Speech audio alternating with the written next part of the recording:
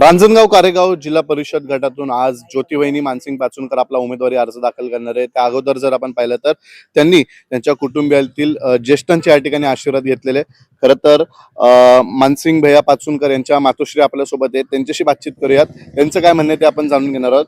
आई, खरं तर आपण पाहतोय वहिनी आज आपला उमेदवारी अर्ज दाखल करणार आहे जिल्हा परिषदेचा। काय एकंदरीत वाटतं तुम्हाला? तुम्ही आशीर्वाद दिले त्यांना आज सकाळी?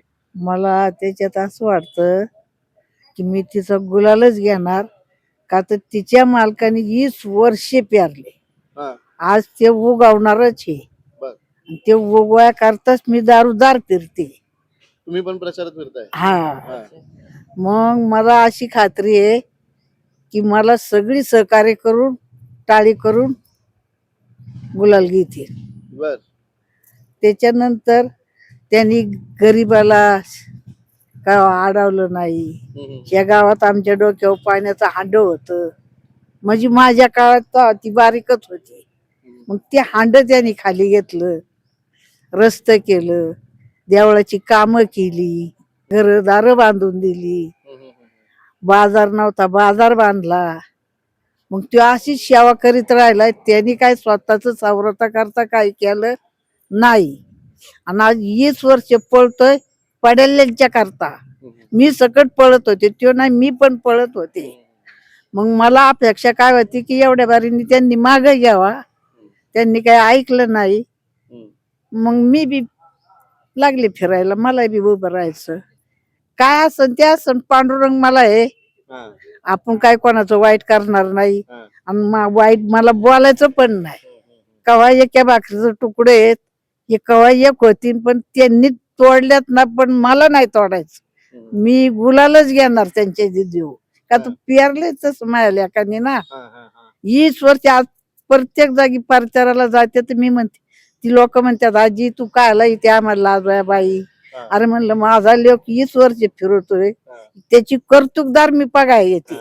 मला त्याची कर्तुकच काही वर्षात त्यांनी केली हेच मला बघायचे।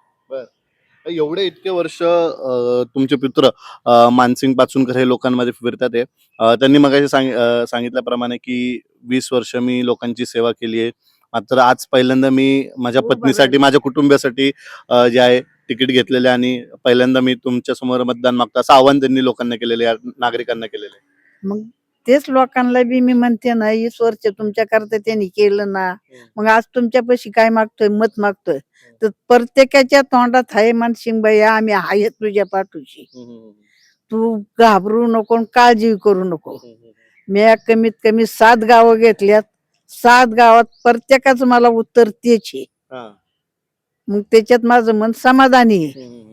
मग मला अशी भीती वाटत नाही, काय नाही काय नाही।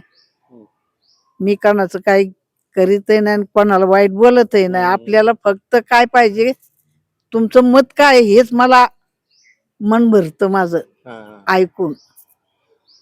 आता आपण पाहतोय आज फॉर्म भरतात आहे आणि पुढचे 15-20 दिवसात हे कसोटीचे दिवस असणे कारण या ठिकाणी प्रचार भरपूर तसा प्रचार झालेला आहे त्यांचा।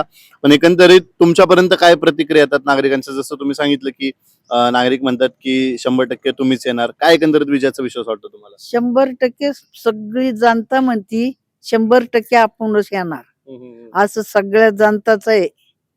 सगळा समाज पाठीशी आहे। हा, 2 गावातली 2 फळी गाव होतं, माझ्या करता एकत्र आल्यात ती।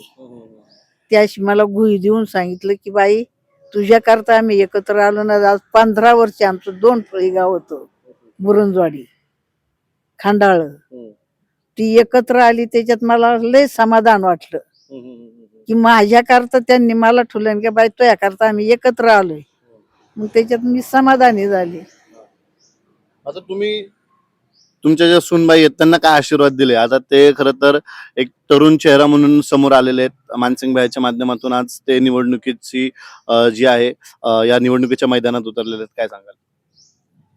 तिला आशीर्वाद असा आहे की 100% ती माझ्या काळजाचा घड आहे, ती उडी मारणार असं माझा अंदाज मला म्हणतंय मन। ती येणार म्हणजे येणार, 100% येणार। तर आज महिना झाला मी पण फिरते ना, की मला जनता कोण काय म्हणतंय कोण काय बोलतंय हे मला कळतंय ना। मग ती येणार, 100% येणार. मी काळ्या दगडावर लेग वळवून देते, किती येणार. येणार. निश्चित आपण पाहतोय मानसिंग भैया पाचुनकर यांच्या मातोश्री आपल्यासोबत होत्या.